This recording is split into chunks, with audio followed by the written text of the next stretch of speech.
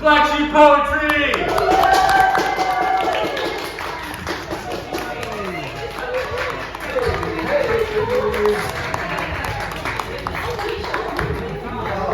What a good Applebees vibe. I know. This is exactly what Applebees is like. You start you off with any drinks or anything? No. Yeah, do you have a high hot people? Oh yeah, Captain Baughman. Yeah. Well, welcome to night 2 of Applebees Goes to Black Sheep. Black Sheep Goes to Applebees. We're Black Sheep Poetry, and tonight we are reciting poems about romantic or poetic occurrences at Applebees, the particular one on 3rd Avenue, right outside of And we are, in fact, taking you back in time. This is a time machine to 5 days ago on Tuesday. So, if you like anything you hear here at Black Sheep Poetry, we do snaps. If you can't snap, Fingers together. you can also golf clap or force your neighbor to snap for you. We're not above that here. That's our baby running behind me. And I think with that, we're going to hop right on into the show. Yeah. All right. I have my knitting document open instead of my show order and intros. Okay. So tonight, in honor of Valentine's Day being this week, Liam and I have decided to assign rom-coms to the entire team. This year, the beer behind us. Our first poet of the night is Julie. Julie, we have said that you would be the rom-com 10 things I hate about you. Oh my god. Alright, so my poem's called We Met at Applebees. Graphite melted into the sides of my hands, marinated in my poetry and sweat glands. I'm tired of writing, so I deferred my plans and abandoned my fans, somehow landing myself in the Applebees. I stepped inside and was greeted with a strong whiff of nostalgia and microwave fries, scanning the room searching for inspiration within the franchise. I locked eyes with the host and simultaneously saw ghosts. My cheeks immediately start to roast, and all of a sudden I'm imagining swimming by the coast. Wow. I look back and I'm like, damn, I was doing the most.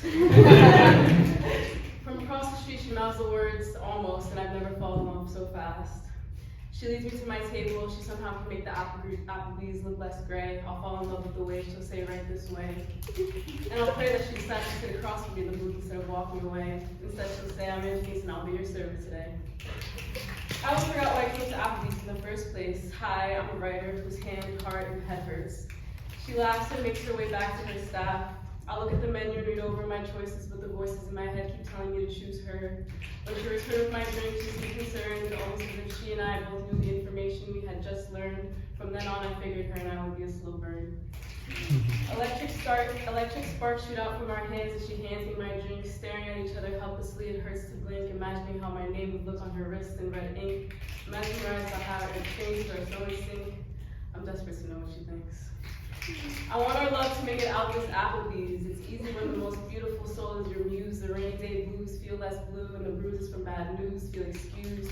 The type of girl who makes you not want to lose blues, the one who'll run outside in the rain with you with no shoes. Okay, she'd probably actually never do that. I'm sitting in this Applebees with my headphones on, painting a picture of you via poems and songs, pretending to know what it'd feel like if you were gone. Smile so perfect, it seems like it was drawn on. After 2 hours of me sitting in this Applebee's, the manager says I stayed past my time, and I try to explain to him that I'm currently like in my prime. His face told me that I no longer had the right to dine, so I waved goodbye to my muse and just said fine. Amidst a swarm of people waiting online, she was there shining like the sunshine she knew she was. She asked me if one day I'd share my rhymes over lunch sometime, and I obviously said yes. I guess it wouldn't be half as bad if you like Applebee's.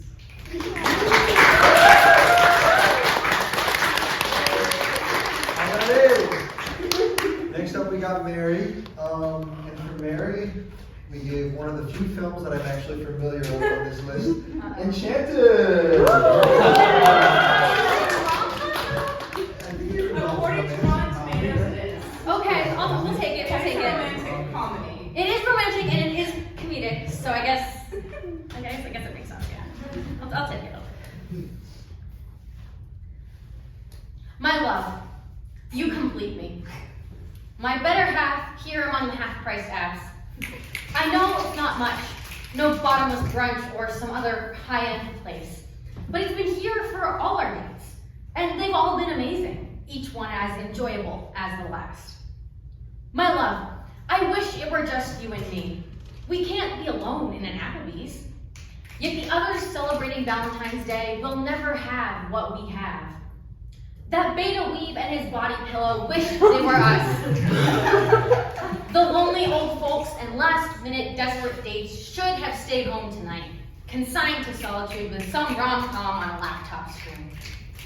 My love, we will never be lonely. Our love is endless, knows no end, unlike the mozzarella sticks, although they are almost as divine as you, my dear. Another date night daiquiri and tipsy Cupid, please? Where was I? Ah, yes. I remember when I first met you. I was with another person on what would have been a consequential date. But then they spoke the fateful words that brought you to me. We'll have a spinach and artichoke dip, please. Mere minutes later, and I had fallen. Not for my date, I don't remember their face. For you, my love. Your creamy texture and off-green hue. Your delicious combination of two vegetables disproportionately disliked by the world at large. Fear not, I will always love the taste of you. Could I love anything else anyway? Is Applebee's the only place I could spend this love-filled day? But of course not. It's not like I'm desperate. I could get a better date than anyone in this restaurant. I swear I could.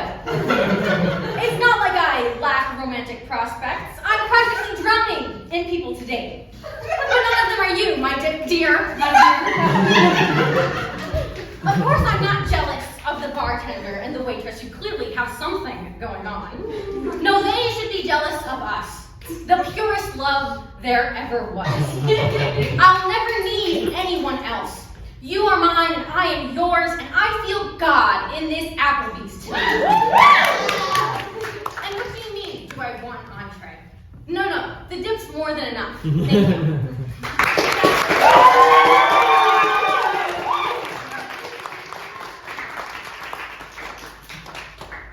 Our next poet of the night is one of our new poets, Julia. Julia, the rom-com that most encapsulates your soul is When Harry Met Sally. I'm already offended or say thank you. My poem comes from the perspective of the Applebee's hostess. The phone rings. Thank you for calling Applebee's at Fordham Plaza. How can I help you? Reservation for two. First date, Valentine's Day. Those first things tend to be the last parts that you forget at the end of it all. Not the shape of your love, not the feel of their breath on your neck, not the way their eyes crinkle when they first turn over to look at you in the morning, the delicate smell of the night sweat and body filling your nostrils, not the feeling of their hand encompassing yours, the weight of their body pressing down on yours, no. The first date is the last to go. That first date, that first chance, that really awkward ballroom dance where you're unsure whether your hand should rest at the small of their back or clasping their shoulder too tight, but not too tight. Dancing through conversation, those surface level contact, choosing the salad but you could kill for the chicken tenders, sipping on their idiotic sharkfuls, the liquid chill filling your veins, helping you to find your ease, yourself who you've lost in pretending to be this painted idea of the person they met on Hinge. Readjusting your posture every other moment, exhaling the most modest chirps of laughter, and skating just atop the icy depths of connection. Behind me, a woman starts projectile vomiting all over her table. Her sadness, her willpower, her life, left in scattered chunks of green all over the table. I am far too underpaid and overworked to move an inch towards that whole disaster of a being that we call birth and soul. The first impression lasts longer than the lifespan of a relationship. That first glimpse of a future like a movie preview.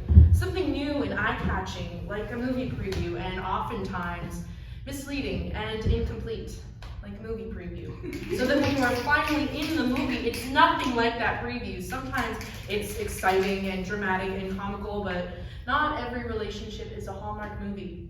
Few actually are. Oh, yes, sorry, I'm still here. Reservation, 7:30. Name? Okay, well, we'll see you two then. Oh, yeah. Happy Valentine's Day to you too, sir. Stuck. Frozen while time beats by tirelessly. Aren't you tired, time? Tick, tick, tick.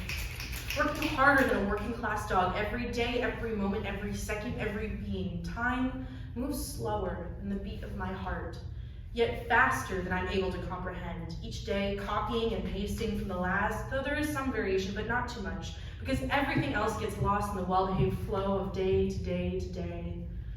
A man walks in with a large pillow, asking for a table to two, while I also wish for a table for two, seating just the one. Not even a pillow accompanying me on that date. And all that's left of us is our raw skin and bones holding us together. A man speaks to himself, to nothing but a plate of food, a disgusting mixture of green and white, of barf and cum, of two colors mixing together, a complicated mixture of sense, and yet a man proclaims his love to a plate of spinach and artichoke dip. A dip more worthy of love than me. Is there really any sense in it all? We're just this conglomeration of different things that we decided to name elements and atoms and particles that make up this thing that we call a body flowing on this giant chunk of dirt that we decided was the only one worthy of life.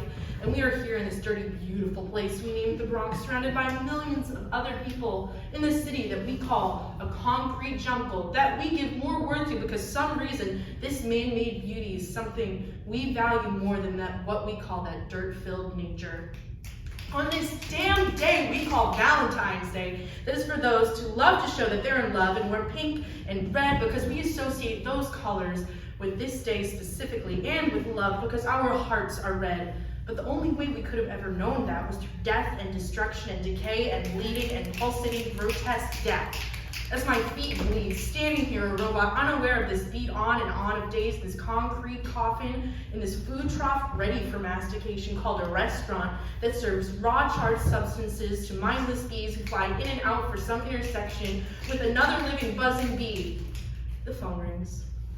Thank you for calling Applebees. How can I help you? Thank you.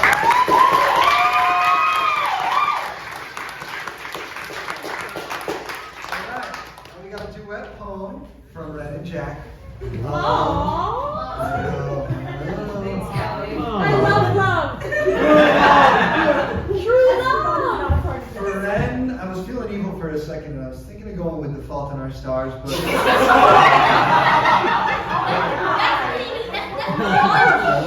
correct answer is Eternal Sunshine of the Spotless Mind. Not much better. Well, so much better. And for Jack, much ado about nothing. Oh, you because remember he's such a king with it. For 1993, that one has counter-reeks in it. Does it? Yeah. Does he? I don't know, I haven't seen it. Oh, damn, okay. You should probably look this up, like 2 years ago.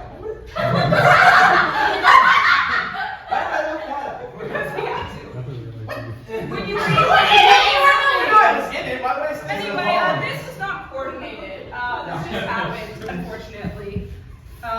And I can't believe you both got called in today. A restaurant romance. It's far from what I'd call ideal. Miles away at tables. Or stuck behind a bar. Isn't where they should spend the night. I'd love to show you flashing city lights, not strobed alcohol bottles with no thought, ending wrapped in the other's arms for nights on end, talking away with brain rot, waking up and staying covered for hours, the blankets are too heavy, delaying the day together, though we should be up already.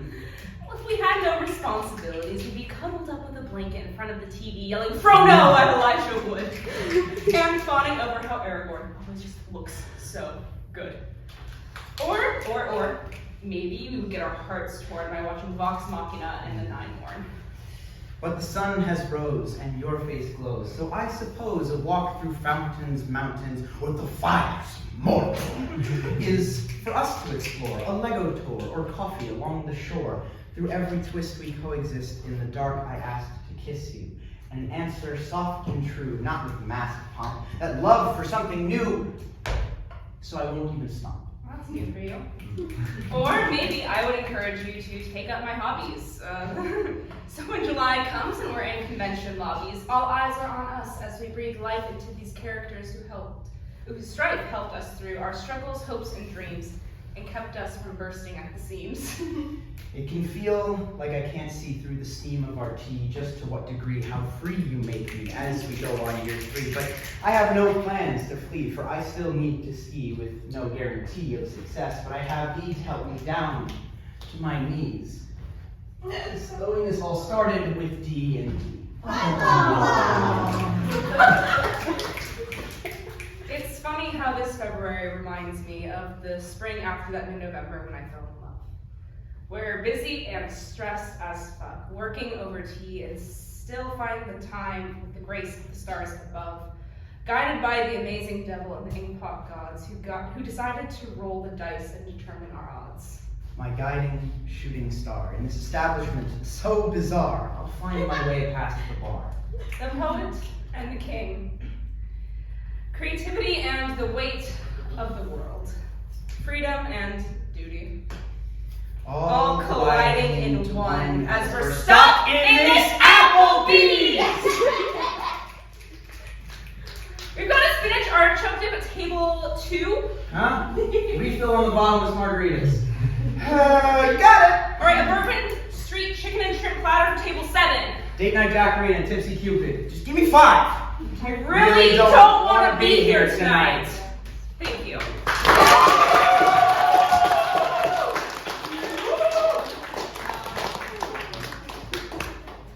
Our next poet of the evening is Katie.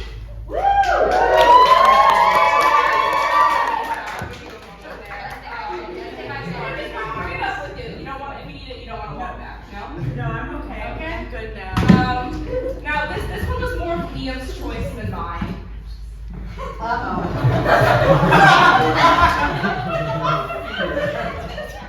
But Liam has assigned to you Scott Pilgrim versus the World.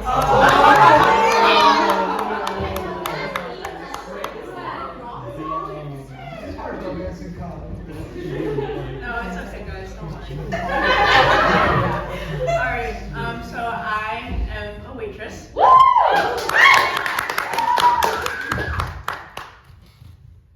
I have been known to write cruel and totalizing semi-autobiographical poetry, terribly self-involved and always in a manner that serves my best interest. However, tonight, from the bar of this great Applebees on 3rd Avenue, I come to you in the generous spirit of Baudelaire and all the great French symbolists as your waitress in honor of the absolute truth historians have come to know as love at first sight.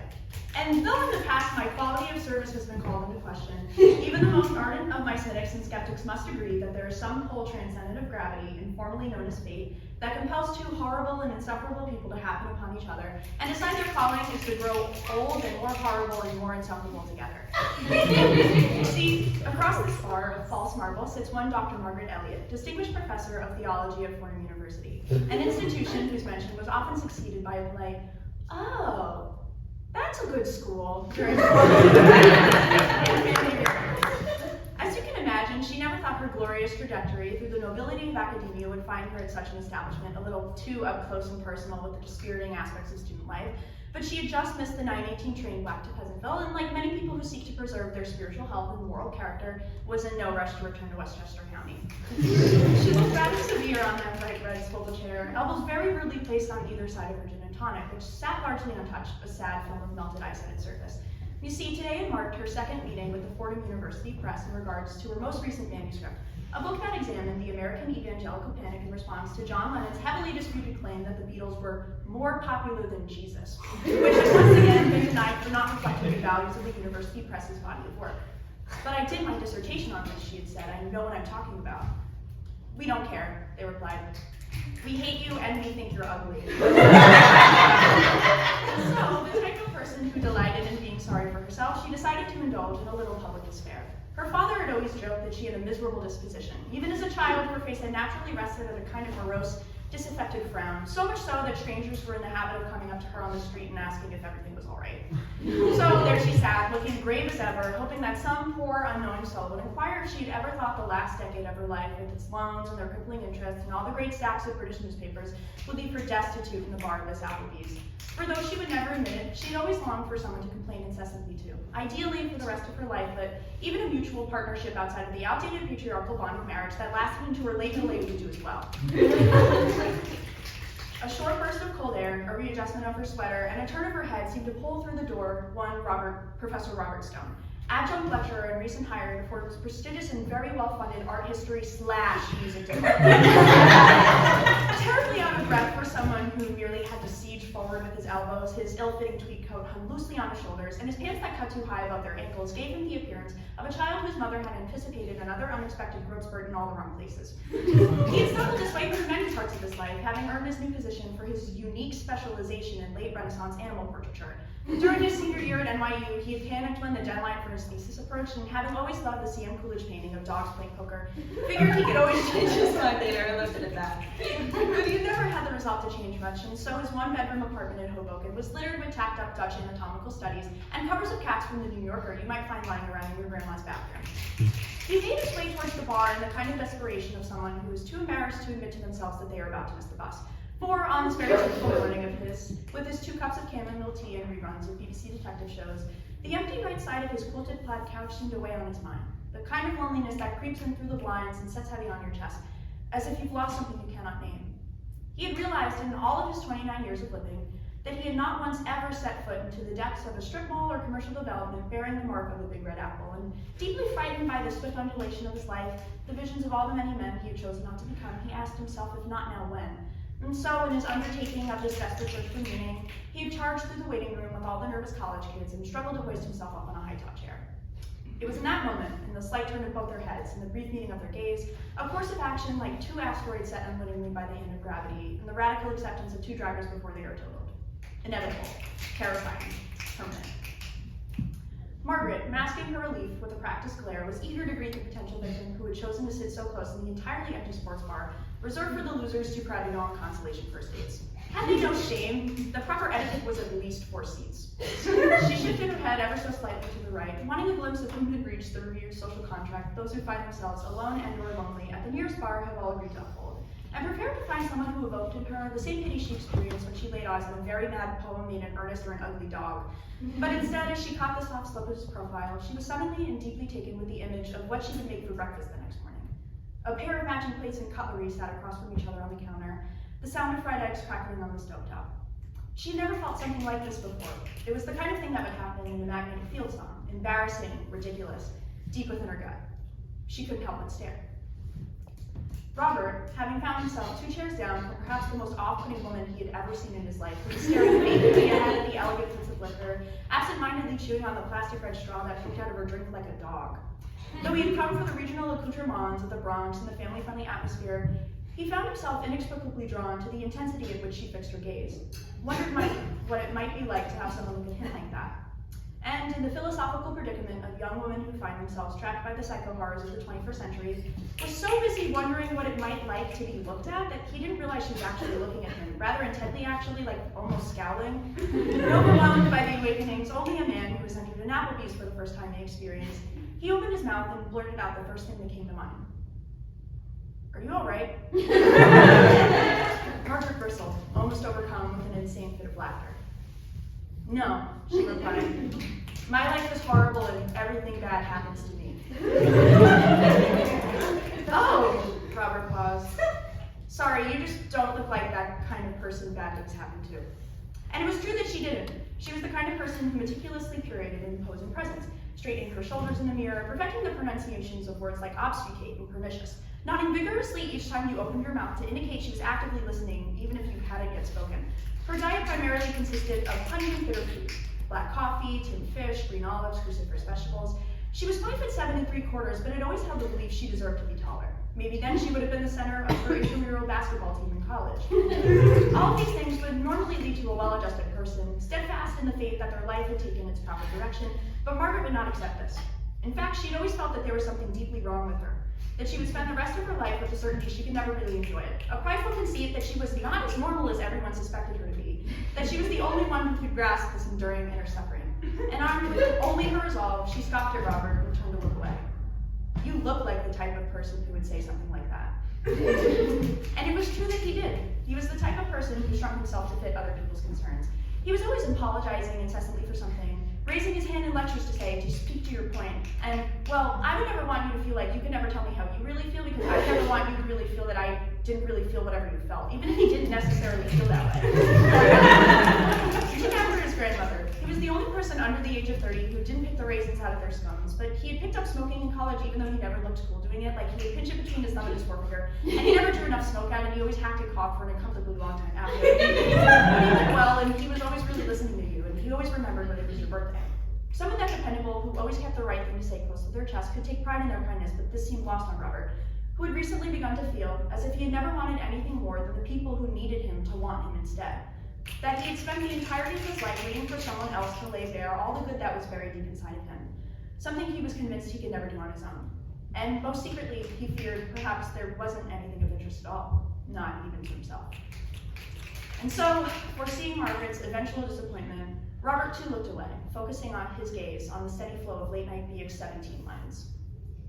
Margaret turned to look back, expecting a detached sort of amusement from him, another assumption to which she could deny and twisted to accrue retaliation. But instead, she found herself feeling sorry, actually, and she saw it again, those plates set beside one another, the plates she had gotten from Goodwill when she moved to her first college apartment, the ones with the vegetables strewn about their edges, and she saw other things too. Steam rising out of the bronze kettle, clouding the oven light, green curtains, jazz standards, a half-pen morning crossword. It could all be gone in an instant if she let it, and she normally liked losing, but for the first time in her life, she had been seen, and she had seen as well. That was the problem, wasn't it? And so, in spite of her usual condescension, she said something she meant. You look like the type of person who was bad at organized sports as a kid. Robert looked over again, expecting a look of contempt, but instead found the sight of someone who was holding back their laughter. Because it was true, he was bad at organized sports as a kid. And overcome by the image of his tiny hands on a great wing baseball bat, his .171 batting average, he couldn't help it. He clamped his hand over his mouth and without thinking said, "You look like someone who always takes the wrong train to work." Margaret held her head in her hands, unable to hold her composure. "You look like a person who likes their eggs hard-boiled." Robert was smiling now. He straightened his shoulders, a failed attempt to look more serious. "You look like someone who told people their dad knew the president in grade school." Now she could barely contain herself, lifted her head up to land one final devastating blow. "You look like you grew up in New Jersey." "I do live in New Jersey." "Oh, I'm sorry," she said. "I didn't really mean it." "No, it's okay," he paused. "It's good for certain things. We have low gas prices and no sales tax." "And no Latino." "I know you," she said. "Yeah, we work together, I think," he replied. "I just started." "No," she said, shaking her head. "I know you." "That's terribly presumptuous," he said. "But I think I know what you mean." "I don't want anyone to know me normally," she said. "Don't you think that's selfish?" he replied. "Maybe," she paused, "but what if I'm deeply unknowable?" "You seem pretty knowable to me." She looked away. "I used to think I was the worst person in the entire world." She looked back down, twirling her chewed up straw with her forefinger. "But then I think, well, if I was really the worst person in the world, would I ask myself this question? This must mean I'm good. But then I think, well, wouldn't the worst person in the world convince themselves that their shallow attempt at self-reflection absolved them of their being the worst?" She paused. "I think you might be right. I think, actually, that's why I've never been in love." "Oh." "Well, I don't know.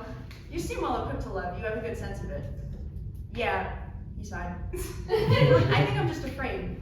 What if it happens and it's not like I thought, and I ruin it forever?" She paused. "I don't think I know what love is. I used to think that love was about being important. But I think, actually, now I get it." He looked back at her, and this time he didn't look away. "Would you like to see the street corner I park my car on every day?" he asked. She started grinning. "I've been waiting for someone to say that to me my whole entire life." And so they left, shoulder to shoulder, barging through the lines of tables, a man with a body pillow arguing with a disgruntled hostess, and straight up to Dublin, never to be seen by us again. And while what happened after is well beyond my jurisdiction and my payroll, I can leave you with this. This isn't really a poem as much as it is an admittance of guilt for the withholding of myself that I have done. All these things in the name of preservation, the selfish clinging that I resort to in spite of my longing for everyone else's forgiveness. Regardless, I've wasted enough of your time. Are you ready for the check?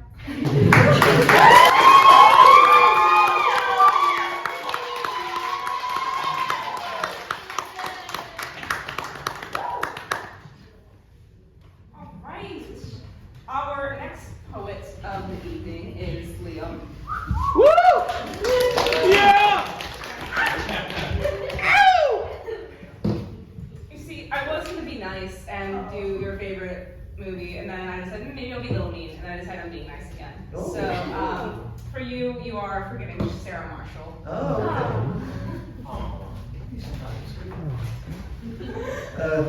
okay. Liam.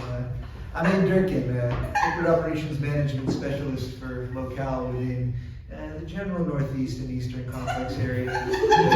Roughly more or less. But my jurisdiction is widely changing based on regulatory statutes of the Constitution. Regardless, the location in Grand Rapids has the words community sprawled in big letters across the wall. The one in Toms River has a kitschy black and white frame with a covered bridge in the town's historical district. This one appears to say, "We are the Bronx." Big gold letters paired with a combative set of slashes that seem to constitute a New York Yankees logo. But I can say from an informed view that we are in fact not the Bronx. My year's been pretty shit, I'm not gonna lie. More shittily than any of the previous, but I spent the last 32 days visiting 97 Applebees locations in 28 states. At a corporate dinner in Glendale, not held at Applebees. Plus one for my wife, now ex-wife. And I gave the Heimlich to the VP of operations, and in exchange he gave me a couple $100,000 a year to tie up loose ends at locations across the country. It's typically not a hard job. I only try a few things on the menu and wonder what my thesis advisor would say if he saw me passively forking through a chicken Caesar salad at 3:27 on a Wednesday. While all my fellow classical literature PhDs are off cleaning cars or sweeping floors or doing some real labor. At the end of lunch, I'll warmly shake hands with the manager and check off a few boxes and teach the kitchen staff corporate's newest method for grating cheese and then fuck off to the bathroom for 20 minutes. There's 87 items on the standard Applebee's menu, which means that the 97 restaurants I've been to, it's been my job to ensure that all 8,439 of them have been up to standard. That means every bun glazed like it was rendered in another dimension. All mashed potatoes sprinkled with whatever those little green specks are. Ensure the proper Applebee's liquor to mixer ratio of 4:1. Sterilized in 1,000-degree heat, glassware half invisible, Coke perfectly cookie, the buffalo chicken, the exact shade of buffalo. Simulacrum cut from their forms and pasted on 8,439 plates. So that just as the Greeks knew the exact ratio of arm to wrist, the angle of chin to nose, so might I legislate the measure of chicken to Alfredo. Exact blackness of our new black tilapia dinner. 8,439 identical twins, blinking and squirming in gross unison, as I stumble through the beaten doors, beaten and tepid through the double doors, half lift a stubby finger and tongue through the words, "Table for one." Drop myself next to the stretching form of the Statue of Liberty, one of three in the room. I roll my eyes at the thought that any location would claim to be substantially different from any other. For 8,439 imperfect duplicates have stacked and smushed past my stomach into that cold central chest cavity, kneeling, starting to shake. Healing, starting to shake. I wonder how any one Bourbon Street chicken and shrimp from the Bronx would deny its likeness to its counterpart in Yonkers, Stratford, Albany, Shanghai. 8,439 plates consume every action, every fraction of a thought, floating now in queasy haze before me like the arrows of the Spartans, locked in such tight form to black out the sun. Reach my hand and grab 7 or 8 breaths and hope that some faculty of mine can be profoundly filled, some taste washed out like it hasn't always been there in the first place. My marriage fell apart when all we could talk about was $5 cocktails. An operational definition of medium rare. And she would respond with something about a Mediterranean chicken platter, and in my eyes she'd see angry, taunting apples shrieking and shaking their heads, and all at once a sequence of tortured sameness. 8,439 plates march in unison to overtake my neck. I must break this blistering sameness, so at that moment, I choose to lay down on the Applebee's floor. Laid to rest next to cheeseburger crumbs and Captain Morgan stains, as waitresses and customers crowd around and peg me with concerns, I lay on that floor with the understanding that at this location, there is some reason to break the cycle of motion, some otherness to assert in my actions, some happy-go-lucky fuel left in my tank. On the wall, I lock eyes with fucking Derek Jeter. Grinning, Derek Jeter. He winks at me, adjusts his cap, and in that Bronxian Yankeean confidence, the two of us share a spiritual understanding. And although the road ahead is long, today is a profoundly meaningful day. Next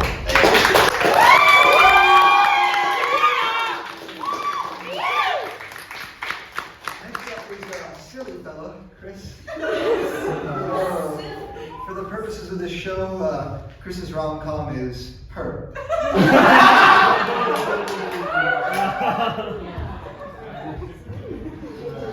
So it's also Liam's idea. Oh no, this is a very intimate moment.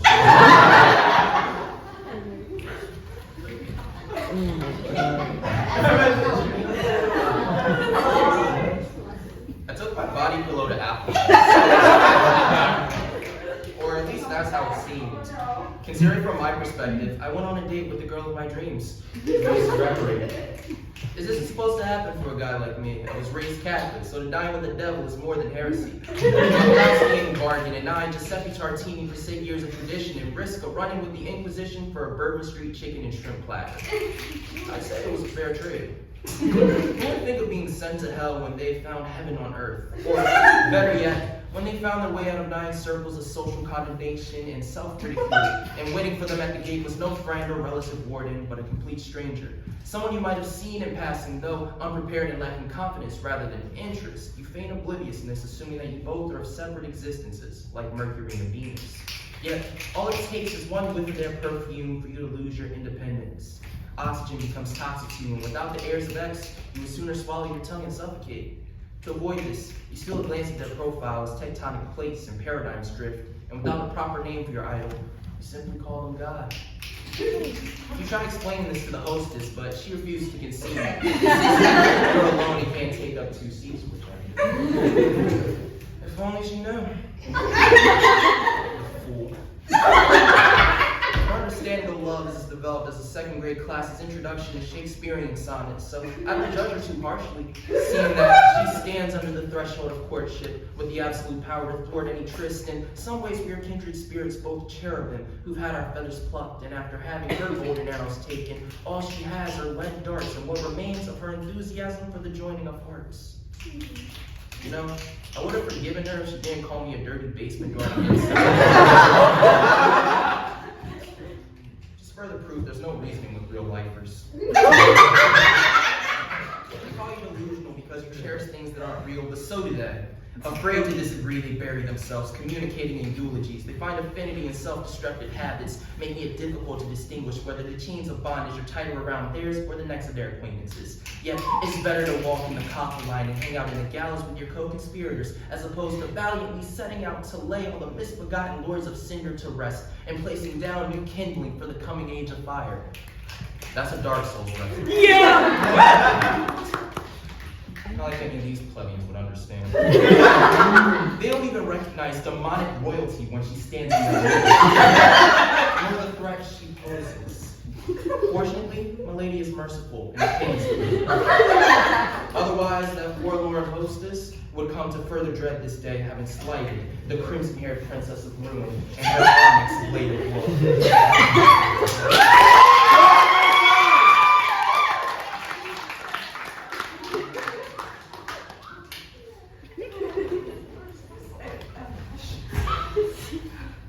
Our next poet of the night is one of our other new poets, Katie.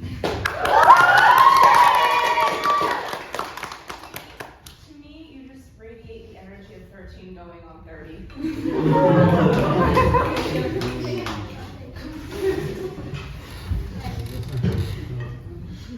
The New York Times is new. 36 questions that lead to love. Question 1. Did you know the Dawn Dish Detergent's advertisement campaign Cleaning Ducks exists as a cover-up, obfuscating its primary ingredient's contribution to the contamination of groundwater? I hate capitalism so much.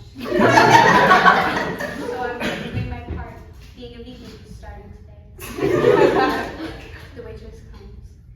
I'm so sorry, ma'am. We only have the mac and nutritional yeast substitute mac and cheese. Will that be okay? I guess. Maybe go stick quest to save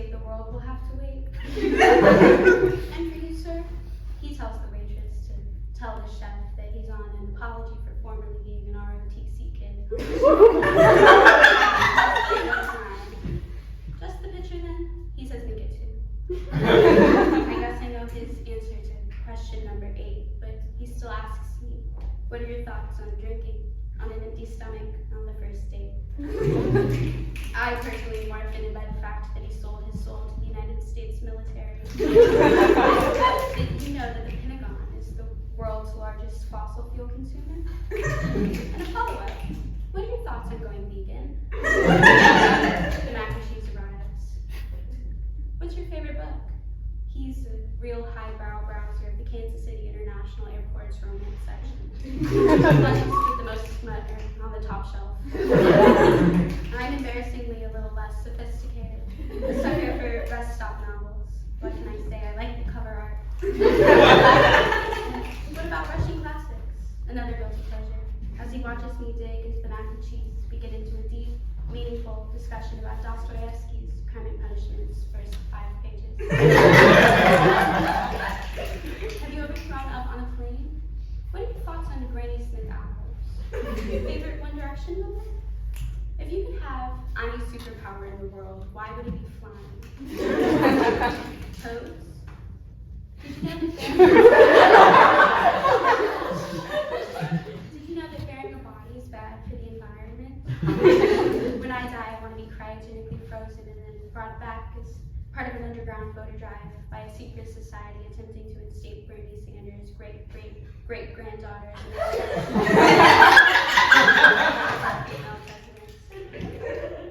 What's your love language? He says, no, let me guess. It's gift giving, no doubt. He's right. And I prove it to him during our scheduled mid-date quick bathroom break as he heads out front to smoke post ironically. And I take time to root around in the dirt out back in the designated truffle sniffing pit to release my inner truffle pig. A recent addition to the Applebees following the hot new TikTok trends. I know the truffles aren't supposed to leave the designated truffle sniffing pit. I didn't fly this close to the sun by being a rule followers. It would be fun when I bring it back to the table in my purse next to the fine Applebee's china. Gift given. The waitress returns to offer up the dessert of the day. It's a heart-shaped Rice Krispie. Did you know that marshmallows aren't vegan? It's his turn to ask. Question 36. Are we in love yet?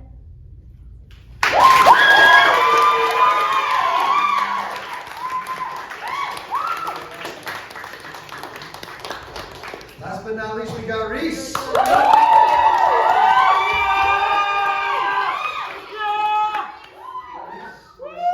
Mamma Mia.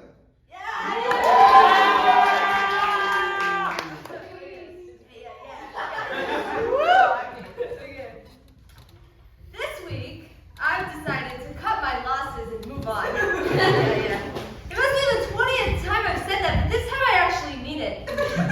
I'm going to stop getting caught up in Old West. I'm going to live where I am and not where I wish I was. And I'm going to hate you. And by the end of the week, all my sadness will evaporate and I'll be glad you're gone. And you know what? Maybe I am angry. Maybe I should be angry. I told you not to drive home after that party, but you were so worried about making it to church the next morning. And honestly, I'm feeling is saying, fuck you for being a perfect Catholic. And like, fuck God for being such an uptight asshole about the Lord's Day. I'll have you know, I don't go to church anymore. Because every time I step foot in that building, Father Matthews asks where you are. And I've told him 100 times, and we even had your funeral in that damn church. But dementia's a bitch, and he just keeps asking. I'm tired of having your last name, and I'm done explaining the undercurrents of your undoing every time the other ladies at the singles mixer ask why I'm wearing a ring. I'm over it. So you know what I'm doing tonight? I'm giving myself goddamn cocktails at an Applebees. Yeah, in celebration of our 12-year anniversary. I got here and I sat my single ass down in a booth for 6. I ordered bottomless margaritas. And I've already had 8 of them. For you, babe. So there